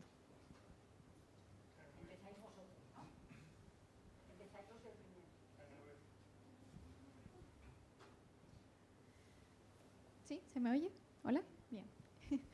Sí, en cuanto a los indicadores, es verdad que no los comenté como tal. Sí que hice la mención sobre los recursos en concreto que dentro de Moodle hemos seleccionado. Sin embargo, los indicadores están muy estrechamente relacionados con cada uno de esos recursos de Moodle. Por ejemplo, en la tabla de glosarios, por ejemplo, pues el número de veces en el que el glosario se incluye dentro de esa asignatura, o el promedio de palabras en el que el profesorado describe ese recurso dentro de su aula virtual. Los indicadores están en cada una de esas tablas de recursos, taller, glosario, etcétera, foro. Aquel aspecto de número de veces en el que ese recurso en el aula virtual está presente y la descripción asociada a esa información, un promedio de palabras.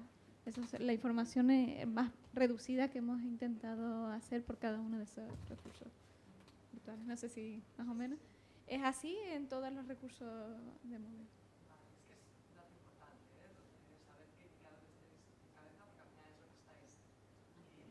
Exacto.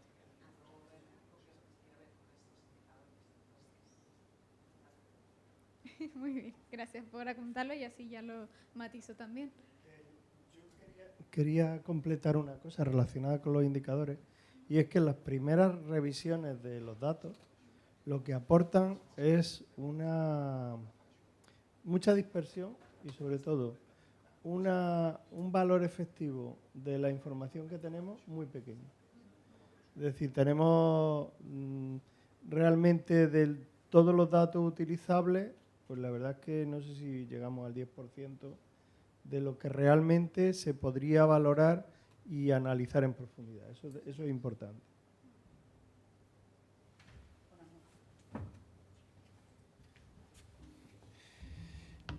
Dando respuesta un poquito a esta pregunta, es una pregunta que me fascina porque pocas veces nos las hacen. De hecho, vemos muchos gráficos, cuadros de mando. La pregunta clave es de dónde salen esos indicadores, ¿no? Y qué es lo que de alguna manera detona la conceptualización. De hecho, invertimos, ¿no?, casi año y medio solo en esa parte. Es verdad que la literatura muchas veces se centra en determinados aspectos del aprendizaje colaborativo, que fue inicialmente el objetivo de análisis de mi tesis doctoral. Sin embargo, nos tuvimos que centrar por una cuestión de dimensión solo en una de las dimensiones de este trabajo colaborativo y por eso escogimos la interacción, porque vimos y analizamos que era la más relevante para que se produjera ese fenómeno de aprendizaje. Sin embargo, no existe un decálogo de indicadores, ¿no?, de referencia que todos los científicos sigamos para poder vertebrar estas analíticas. Entonces, con mayor o menor acierto, algunos indicadores pueden ser muy útiles para determinados análisis de fenómenos, mientras que en otros contextos quizá esos indicadores no nos son relevantes. Hicimos una revisión bibliográfica en base a artículos científicos publicados donde se utilizaban instrumentos de analíticas del aprendizaje en la que sí se evidenciaban esos indicadores. De hecho, descubrimos que no todos se podían considerar indicadores. Entonces, intentamos buscar un símil entre el continuo conocimiento de Cleveland, que ha sido reproducido a lo largo de la historia, como con Baker ocurrió también, de tal manera que se puede explicar que la información puede tener diferentes grados de maduración en función a los significados que se le atribuye. Y no es lo mismo un 4 que otorgar un significado a ese 4 y saber qué significa y qué aporta en la explicación de un fenómeno que hemos analizado. Por eso, nos fundamentamos sobre todo en este factor, modelo jerárquico de factores clave que divide en función del nivel de conocimiento que aporta el dato en métricas, indicadores, categorías. De tal forma que identificamos no solamente en la revisión bibliográfica, sino también en múltiples instrumentos de evaluación que consultamos y que estaban publicados en abierto en muchos artículos científicos, determinadas informaciones que nos eran relevantes para evaluar el aprendizaje colaborativo. A partir de aquí hicimos un match y clasificamos qué dimensiones de este aprendizaje evaluaban. En esta diapositiva, por ejemplo, tenemos una tabla compartida donde puedes observar la primera categoría, la categoría de la interacción comunicativa, donde podemos ver los indicadores en los cuales clasificamos, en base a ese proceso de análisis, la información. La constancia y la regularidad de la interacción grupal, la participación en la interacción comunicativa, el fomento del diálogo y la negociación.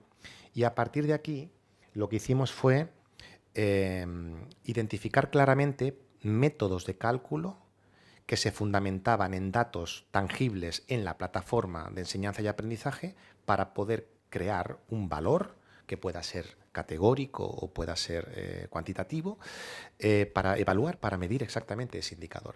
Esta información está publicada en abierto y es accesible a todo el mundo, incluso a las fórmulas sugeridas de cálculo en base, pues, por ejemplo, a los metadatos que existían en los mensajes. Al final, los mensajes no dejan de ser datos que están publicados y más allá del concepto de texto escrito, van acompañados del usuario que lo publica, la fecha en la que se publica, el hilo al que da respuesta a ese mensaje, con lo cual ya tenemos la secuencia de diálogo y discurso, y a través de un pequeño minado de datos algorítmico podemos llegar a otorgar un significado a estas métricas que se reportan. Un poquito ese es el proceso simplificado rápidamente que nos condujo a considerar este sistema. De hecho, en la investigación llevada a cabo, lo que hicimos en primer lugar fue validarlo. De hecho, no todas las métricas que aparecen ahí surgieron fruto de esta revisión bibliográfica. De hecho, en los focus groups que organizamos y en los cuestionarios de validación de esos indicadores, los docentes nos propusieron muchas métricas. De hecho, incluso algunas de ellas que hoy día no somos capaces de calcular. Algunas iban referidas a emociones, a sentimientos que se despliegan. Es muy difícil. Hoy por hoy es difícil. No quiere decir que quizá cuando la inteligencia artificial analice los rasgos faciales de los estudiantes cuando interactúan en un foro, eso lo podamos descubrir. No creo que quede mucho para descubrir eso, si es cierto, ¿no? Pero vamos, yo creo que en la buena línea. Sí, yo creo que es importante destacar que la mayoría de ellos surgieron de los propios docentes que tenían experiencia en formación en línea, concretamente en evaluación de debates virtuales. Hicimos 2 o 3 focus group, luego todos los pilotos que se hicieron en la tesis de Juan Pedro, que fueron no sé cuántos, también a los docentes del grupo experimental y del grupo control se les pidió que validaran estos indicadores. Por tanto, son indicadores que han salido fruto de la necesidad docente, no de lo que nosotros creemos que puede ir bien, sino como docente yo qué necesitaría para poder valorar más objetivamente, entre comillas, a los estudiantes, aparte de la evaluación cualitativa que yo puedo hacer del contenido de la aportación, ¿no? Pero lo que nuestros docentes decían nos saca mucho tiempo de ir contando el número de mensajes, si ha respondido no sé quién, la distancia. Claro, esto antes muchos o algunos lo hacían manualmente, ¿no? Entonces, aquello que ellos ya hacían para poder valorar, lo expresaban y nosotros lo retomábamos como un elemento que les podíamos dar automáticamente. Por tanto, creo que es este matching entre la necesidad docente y lo que nos puede dar la herramienta, ¿no? Que en esto, pues Juan Pedro hizo más la parte tecnológica, pero nosotros trabajamos mucho con nuestros docentes, ¿no? Había un equipo de unos 40 docentes implicados en todo este proceso. No sé si es muy bien lo que preguntabas, ¿eh? Yo lo que sí añadiría es que nosotros como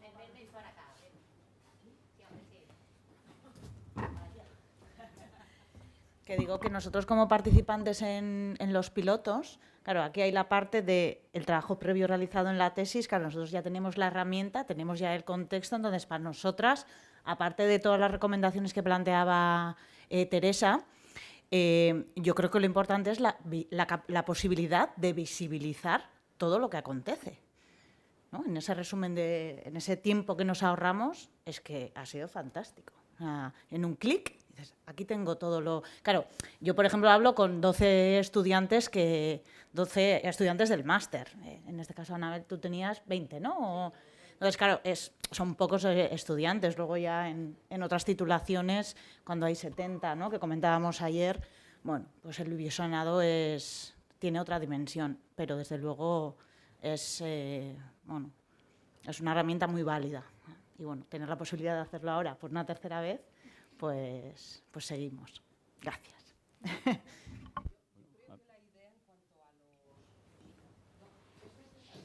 Sí, porque estamos grabando. Sí, muy rápido. Yo creo que la idea en cuanto a los indicadores, a la pregunta sobre los indicadores, ¿no? Yo creo que imagino que es la idea de Juan Pedro, que debemos inferir que ese conjunto de 21 indicadores constituye una base, bueno, no sé si de mínimos o de máximos, pero desde luego una base exportable y utilizable en otros contextos, ¿no? Con, bueno, pues quizá con el añadido de un mínimo de indicadores referidos al contexto concreto de aplicación de las analíticas, pero yo creo que la idea es esa, ¿no? Que constituyan una base útil y aprovechable y transferible a otros contextos, claro, ¿no?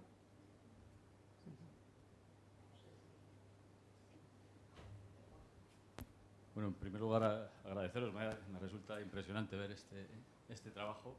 Nosotros estamos haciendo un proyecto pequeñito, muy rudimentario, similar también en la Universidad de Valladolid, y nos surgen varios problemas que a lo mejor vosotros habéis solucionado de alguna forma y nos podéis echar una mano, ¿no? Utilizamos unas métricas muy similares a las que utilizáis vosotros, añadimos otras también de interacción entre los propios participantes, ¿no? Por ejemplo, los participantes tienen la posibilidad, los estudiantes en este caso, de valorar o evaluar la utilidad de los comentarios de otros compañeros, etcétera. Pero al margen de eso, el sistema es muy similar, exceptuando que nosotros no tenemos esta interfaz. Nosotros hacemos todo con código, ¿no? Pero uno de los problemas que nos encontramos y que os quería comentar, a ver cómo lo habéis podido resolver vosotros, es que las personas, los participantes, tienen diferentes estilos comunicativos. Y a veces la extensión de los mensajes no es un indicador demasiado preciso de la calidad del contenido. O incluso el número de participaciones tampoco es un indicador demasiado preciso. Otras veces nos encontramos con estudiantes que intentan de alguna manera sortear o obtener mejores calificaciones a base de participar mucho, ¿no? Entonces nosotros hemos tenido que elaborar una fórmula básicamente heurística, por ensayo y error, para compensar esta distribución, de tal forma que aquel que participa mucho pero con poco contenido, esto de alguna forma sea un demérito para él, no en su calificación final. Esto es uno de los problemas y que me gustaría saber cómo habéis podido solucionar. Nosotros tenemos las normas del debate que inicialmente ya acotan estos elementos. O sea, hay un número mínimo y máximo de participaciones, hay un número, ayer o el otro día hablábamos de la extensión, un mínimo, un máximo de extensión. Hay las orientaciones que hablan que es imprescindible la argumentación, o sea, sí estoy de acuerdo, no me sirve, o sea, es lo mismo que no decir nada. O sea, y como decía Juan Pedro, todos estos indicadores acompañan la evaluación del docente, ¿no? Y por tanto, no me sirve de nada 4 aportaciones de si estoy de acuerdo o lo que sea, ¿no? Entonces, todo esto, o sea, hay una parte que ayer también comentábamos mucho, que es este rediseño de lo que es un debate, ¿no? Porque, claro, un debate puede ser una suma de aportaciones. O sea, yo me leo un artículo y cada uno hace su monólogo en el debate. Esto podría ser un debate y en asignaturas esto es un debate, ¿no? En cambio, nosotros ya definimos qué es un debate, ¿no? Un debate es una interacción en el que se valorará, también hablábamos de los criterios de evaluación, o sea, hay un elemento de diseño que es clave, ¿no? Definir qué es un debate, qué se evaluará, qué rol jugará el estudiante y qué rol jugará el docente, los criterios de evaluación. No me sirve si estoy de acuerdo, necesito la argumentación, que el hecho de aportar, por ejemplo, más información complementaria también se evalúa. O sea, una serie de elementos que para nosotros van casi más ligados al diseño que a la evaluación. O sea, si tú dejas muy claro, acotas la tipología de actividad, las normas de participación, etcétera, y los criterios de evaluación, todos como, entre comillas, más fácil, ¿no? Porque ya no cuenta, o sea, que el estudiante que ha hecho 10 intervenciones para no decir nada es 0, patatero, ¿no? Entonces, yo pienso que en un entorno en línea, y esta es nuestra experiencia de casi 30 años, o eres muy explícito o todo es una bola de nieve, ¿no? Más que de nieve, de mensajes. Entonces, como más claro, conciso y explícito seas, mejor. Y entonces, esto es tanto por parte del docente como por parte del estudiante. Ayer comentábamos con el equipo, ¿no? Igual es bueno cuando presentas el debate decir cuál será mi rol como docente y, por tanto, cuál es tu rol como estudiante. Si el debate es una construcción conjunta de conocimiento, es vuestra construcción de... Si no construís, no se construye. Y aquí no pasa nada, pero no se construye, ¿no? No esperéis que sea yo quien construya. Yo os orientaré, os acompañaré, pero no construiré.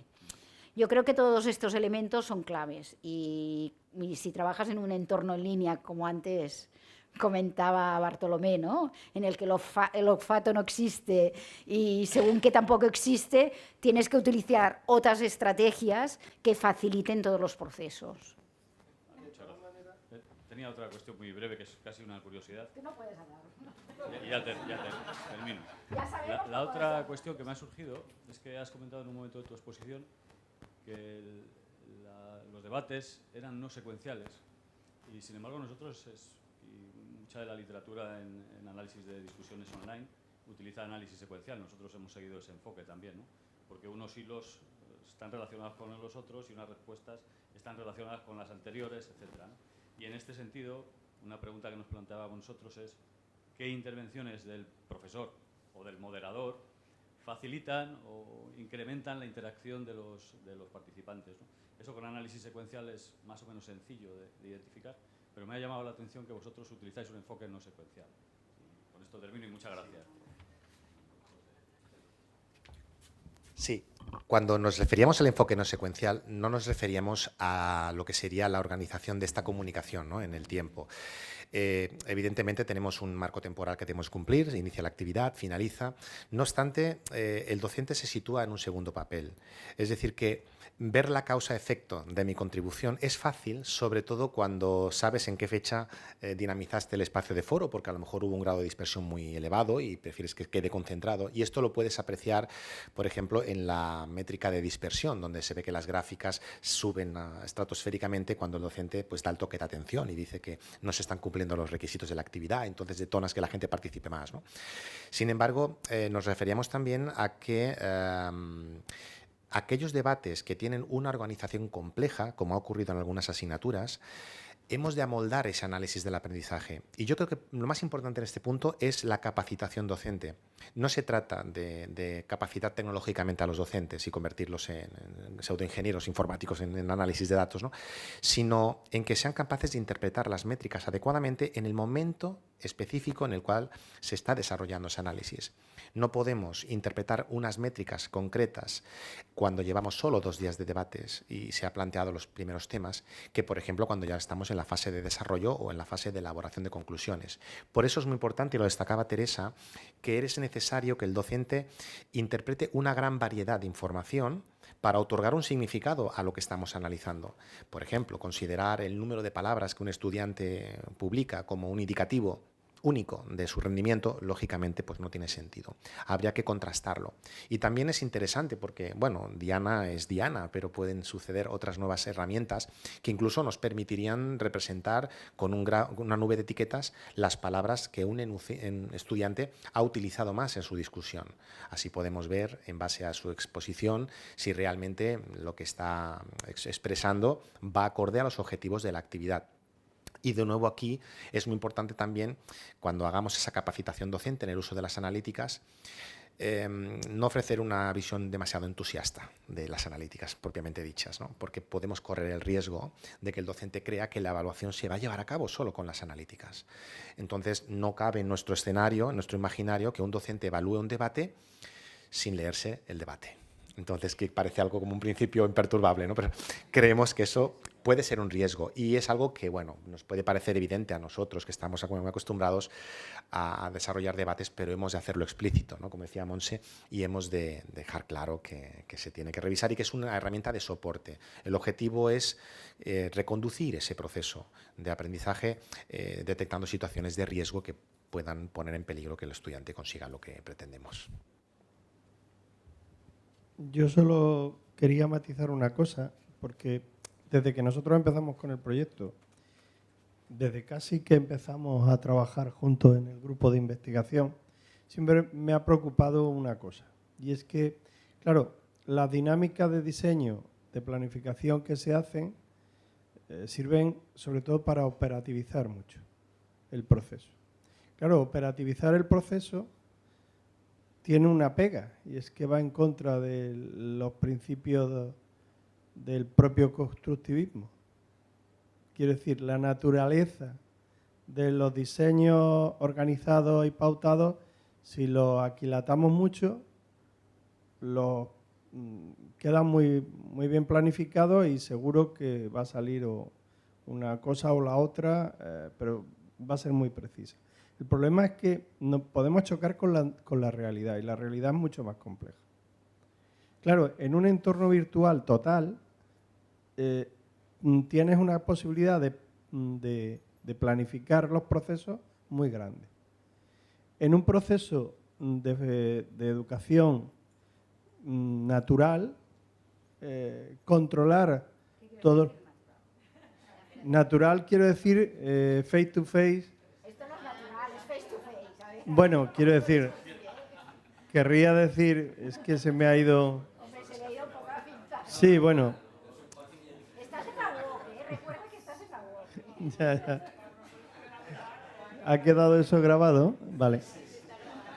Vale, el proceso de presencial, face to face, con la diversidad de la incorporación del 100% de la vida de las aulas, quiero decir, en el entorno virtual solo está presente en el periodo que está, pero en lo presencial hay entornos de cafetería, hay grupos de relación dentro y fuera del aula.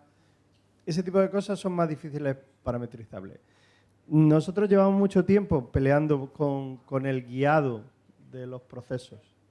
El guiado abierto, alternativo, que permite opciones en esa dinámica, ¿no? Y ahí es donde yo creo que empieza la complejidad, porque entonces se empieza, y esa es mi gran duda, es decir, claro, si yo todo lo planifico, me va a salir, pero... Ya, Bartolo, pero, perdona, ¿eh? O sea, está muy bien, todo lo presencial, no sé qué, pero nosotros estamos hablando de evaluar las discusiones virtuales. O sea, es como si yo te digo que evalúes el trabajo en equipo de tus estudiantes, que lo hacen everywhere, en todas partes, a cualquier hora, etcétera, y que lo tienes que evaluar. Y tú no tienes la manera de... Entonces, ¿cómo? Ah, pero entonces el problema es tuyo. O sea, no, pero que tú tienes que tener muy claro lo que decíamos, el objetivo de... O sea, nosotros estamos hablando de cómo evaluar los debates virtuales, de la, entre comillas, mejor manera posible, ¿vale? Entonces, todo lo que pasa alrededor es que claro que pasa. Y es que nuestros estudiantes también hablan por WhatsApp, también se comunican, también... Pero claro, milagros a Lourdes. Entonces, lo que es importante, como vosotros decíais antes en vuestra investigación, es acotar el objetivo de... O acotamos el objetivo o es que es imposible. O sea, sí. Sin embargo, si vosotros generáis ese conocimiento eficiente en esa secuencia, a lo mejor a partir de ahí sí que podemos establecer reconocedores de esa secuencia en otras dinámicas mucho más. A lo mejor sí. No puede ser, porque es que estamos hablando de una actividad micro. Ayer hablábamos con Lorea que en su asignatura el debate es una actividad central, pero luego hay una actividad en equipo y otra actividad individual. O sea que es la palanca para lo que viene después. Entonces,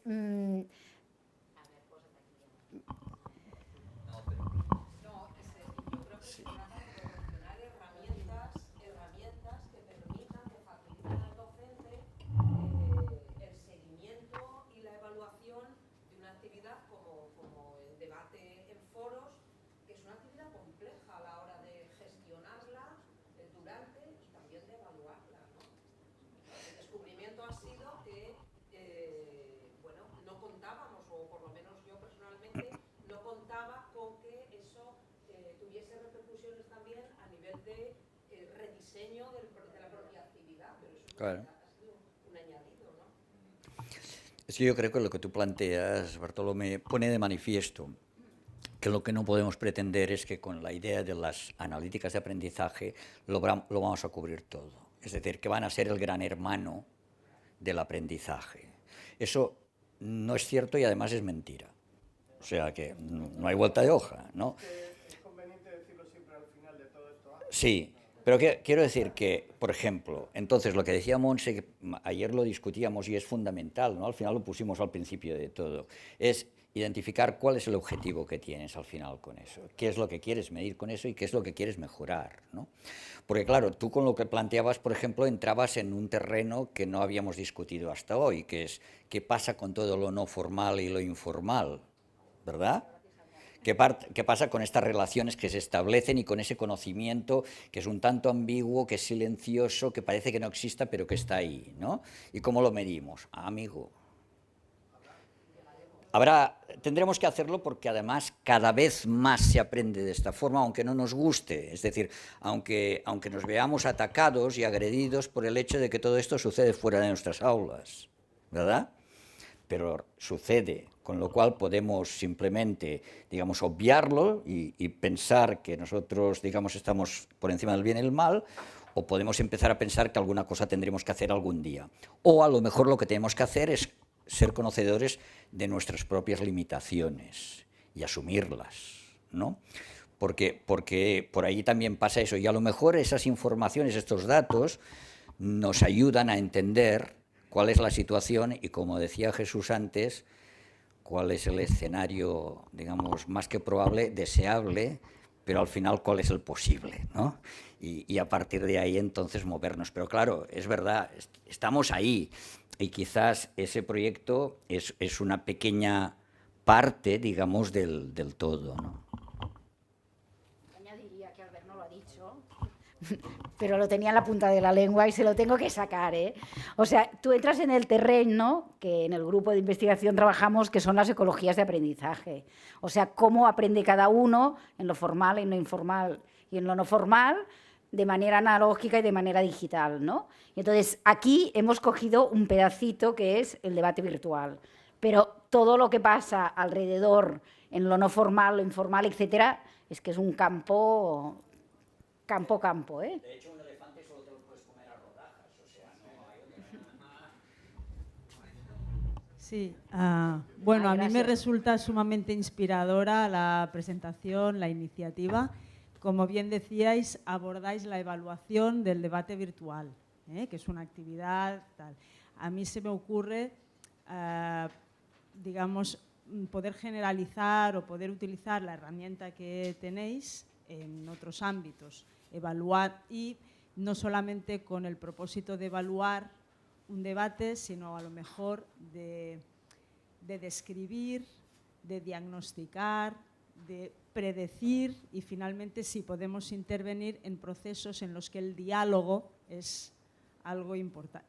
Es decir, aquí habláis del debate, a mí me gusta hablar del diálogo. El diálogo, a lo mejor es mi, ¿no? Y pienso que hay diálogo en el proceso de aprendizaje, que el diálogo, si es sustantivo, permite construir conocimiento y ocurre en todas las aulas de todas las asignaturas de la universidad, incluso en las de matemáticas. Entonces, bueno, creo que estaría bien, a lo mejor, identificar también los propósitos, el objetivo. Hablabais, Teresa insistía en la bondad de la herramienta para el seguimiento de los estudiantes. Yo preguntaría, ¿para el seguimiento qué significa? ¿Para la comprensión de lo que está ocurriendo? O sea, a nivel descriptivo, para al final tener datos que permitan evaluar, para predecir cosas. Si es posible establecer, no sé, ¿no? Esta herramienta a lo mejor, si tuviese un módulo, un algo que permitiera, pues, predecir si un estudiante está en riesgo de no realizar la siguiente actividad o de incluso no realizarla suficientemente bien, con el propósito de ¿qué? De intervenir. Intervenir y ver si podemos, bueno, no sé, reconducir una trayectoria que iba encaminada a algo. Entonces ahí probablemente pues a lo mejor, ¿no? la inclusión en el equipo de alguien que pueda pues ayudar, ¿no? O contribuir a lo que sería pues la construcción de herramientas predictivas, pues a lo mejor pues estaría bien. Insisto en que lo importante es, como bien decíais, establecer el objetivo. Es decir, si aquí el objetivo era evaluar el debate, estupendo, ¿no? Tenemos... Seguir y evaluar. Yo creo que hay una parte de seguimiento que es clave. Pero el seguimiento... pero seguir es dar alertas, o sea, el docente tiene alertas de que hay estudiantes en riesgo. De carácter descriptivo, entiendo. Para reconducir. Pero a nivel descriptivo, ¿verdad? Sí. Sí, entiendo perfectamente lo que quieres decir, y es que, de hecho, lo primero que analizamos, qué tipo de analíticas íbamos a implementar con Diana, ¿no? Hacemos, en primer lugar, un análisis analítico descriptivo para simplemente, bueno, pues comprender el fenómeno que tenemos delante, que se reproducía en las aulas. Sin embargo, por ejemplo, ese análisis, evolucionando, ¿no? El análisis diagnóstico, lo delegamos al docente. Es decir, es el docente quien tiene que saber el por qué ha ocurrido lo que ha ocurrido y se han evidenciado esas métricas de esta manera. Por lo tanto, la herramienta Diana no permite, u otra herramienta que se pudiera diseñar ad hoc, no realiza ese análisis porque no puede explicar el fenómeno, porque le faltan inputs para poder trabajar. Sin embargo, nos fijamos curiosamente en el análisis más evolucionado, que sería la predicción. Y entonces tenemos, se reconoce que hay dos tipos de análisis predictivo, ¿no? El que es soporte a la ayuda de toma de decisión y la automatización. Por lo tanto, nosotros nos centramos sobre todo en esa predicción centrada en la toma de decisiones informada, pero subyace en el docente, quien interpreta, digamos, esas métricas. Sí que es cierto que sería, bueno, también un anhelo, ¿no? Siempre no desvinculando, ¿no? la acción docente, ¿no? Y esta interpretación por parte del docente para que no pierda ese papel que debe tener y presencia en toda la acción formativa, de poder automatizar en cierto grado esa toma de decisiones. Machine Learning tiene mucho que ver ¿Qué es lo que ocurre? Bueno, ya lo estamos viendo y bueno, lo sabes muy bien, en matemáticas necesitamos muchos datos para poder inferir y tenemos muy pocos datos. Aún así, 1.600 estudiantes es una muestra que nos puede parecer interesante, pero sería más interesante contar con 1 millón de estudiantes. Y si pudiéramos trasladar datos entre universidades, anonimizarlas y poder hablar del open data y poder sacar de ahí modelos de predicción, yo pienso que es un campo de investigación muy, muy prometedor, que nos va a ayudar incluso a entender cómo se comportan los estudiantes en determinadas situaciones. Pero sin duda sería un campo fantástico para poder profundizar y una evolución de la herramienta. Claro. Y tenía una segunda cuestión y estaba relacionada con el tipo de indicadores que, ¿no?, que sirven para, bueno, para describir lo que ocurre, ¿no? Y me preguntaba si utilizáis análisis textuales, si hacéis análisis de texto.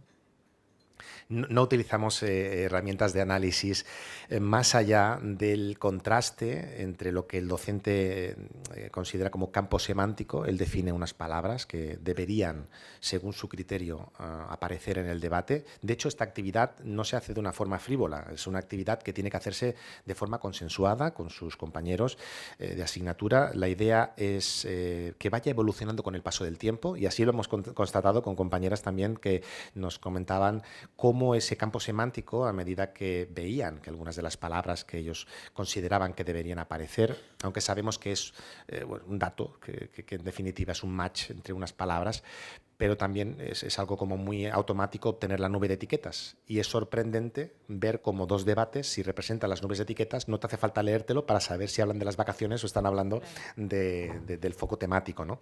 Por lo tanto, se pueden encontrar ciertas tendencias en ese análisis, pero habría que hacer un análisis semántico con significado en cada una de las palabras. Y lo que hace Diana, no nos daba tiempo a presentar toda la herramienta, es presentar las 75 palabras que más frecuencia tienen de aparición en el debate. No solamente la nube de etiquetas, que se mueve, es dinámica, es interactiva y puedes navegar sobre ella, sino que aparece en forma de tabla cuáles son esas palabras, eliminando pues, artículos, sustantivos, determinantes, y te queda el core de lo que sería lo que se está hablando. Es una primera aproximación quizá a lo que sería... Pero con la idea de, a lo mejor, hacer seguimiento de diálogo, que no sea un debate tan perfectamente orientado y tal, claro, sería... De hecho, el análisis de las emociones va un poquito en esa línea. Claro. Bueno, pero se podría. Ya creo que puede ser otro proyecto que podamos Claro.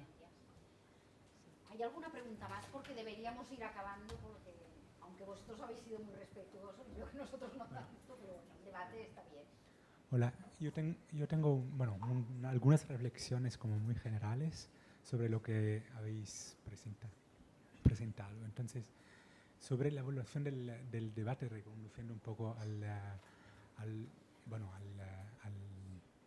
finalidad, ¿no?, del debate virtual en un entorno como podría ser la UOC, etc. O sea, el objetivo de que como docente, que una universidad debería promover dentro de un debate virtual sería como el incentivar este diálogo para evaluar la capacidad crítica de los estudiantes universitarios a producir conocimiento y también a argumentar sobre algunos postulados del profesor o del estudiante. Entonces, yo me preguntaba, como un caso, un individuo que básicamente es un trabajador, que es estudiante de la UOC y que tiene un vida familiar, etcétera, entonces tiene que participar en estos debates virtuales. Y evaluar por la longitud del mensaje el número de palabras, ¿no?, es un poco reductivo. Sí que hay otros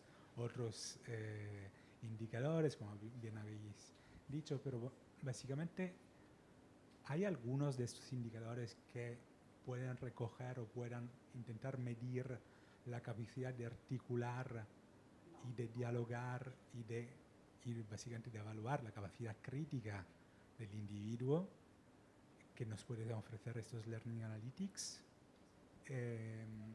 Entonces, si no los hay, la representación la limitación hay que, básicamente sea, ir con cuidado, ¿no? Y la limitación es bastante importante. Bueno, yo creo ¿no? que contestarán las compañeras que han vivido la experiencia, pero es que rotundamente no era el objetivo valorar la capacidad crítica con una herramienta de analíticas, y el objetivo era dar unos datos al docente que complementen la evaluación de este proceso crítico de los estudiantes. O sea, los docentes que han estado evaluando, y sobre todo en la UOC, evaluando debates de 70 estudiantes en los que lo primero que tienen que hacer es ver qué intervenciones tienen, cuántas no sé qué, tú todo este trabajo se lo sacas y simplemente entran en esta evolución crítica. En el futuro, con la IA, con las no sé qué, seguro que podremos hacer todo esto, pero además yo creo que esto lo ha dicho muy claramente Juan Pedro, esto no evalúa el debate, es un instrumento que da información al docente para poder evaluar más objetivamente el debate. Pero entonces, más objetivamente en función de unas características individuales, que básicamente igual la falta de tiempo puede que, ¿no? O sea, tú escribas un mensaje muy corto, pero pensándolo bastante bien, ¿no? Es que la longitud ya hemos dicho que no es un elemento vital. O sea, Vale. Es mejor una imagen que 1000 palabras. O sea, si un estudiante pone una imagen que resume todo aquello, chapó. O sea, lo que pasa que, como en toda actividad, hay unos mínimos y unos máximos. Cuando entregas un artículo, tienes que tener un mínimo de palabras, una manera de cómo organizas las tablas, etcétera, etcétera. Y aparte, el artículo tiene que aportar algo. O sea, yo creo que una cosa es la forma o los elementos más formales, entre comillas, y otra cosa es el contenido, propiamente dicho. Son dos elementos complementarios. Obviamente, si un estudiante no participa, no participa. Como decía Juan Pedro, si un estudiante hace 3 aportaciones al final, aunque sean muy buenas, y no tiene en cuenta las aportaciones de sus compañeros, no ha hecho un debate, ha hecho un monólogo. Chapó, tío, pero no ha hecho lo que yo le pedía. Entonces, yo creo que en el futuro, seguramente, la IA y no sé qué nos dará cosas que ahora son inimaginables, pero estamos pensando de una herramienta muy básica y muy elemental para quitar tiempo al docente de algunos elementos formales que te pueden aportar información, pero no son autosuficientes y que se tienen que complementar con el propio contenido. Como decía Juan Pedro, esto no puede evaluar un debate, o sea, un docente no puede evaluar un debate si no se lo lee, ¿vale? Pero esto ya está en manos del docente, ¿eh?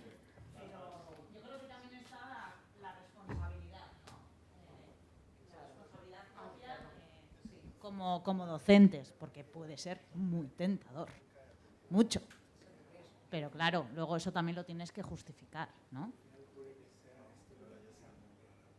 No. O sea, si los docentes son docentes responsables, o sea, yo pondría la mano en el fuego que el 99% de los docentes que tenemos no lo harán. También hay estudiantes. Claro, otra cosa también es cómo, porque sí que es verdad que se define cuáles son el número de mensajes, ¿no?, que se espera, pues un mínimo, un máximo, que luego alguno te venga y te diga, no, es que yo he hecho 7, tú habías puesto 4 y me has puesto un 6. ¿Has sido tú? Pero claro, yo creo que eso al fin y al cabo... Venga, o sea, si os parece, Bartolo nos está poniendo el despertador, que ya vamos 20 minutos tarde.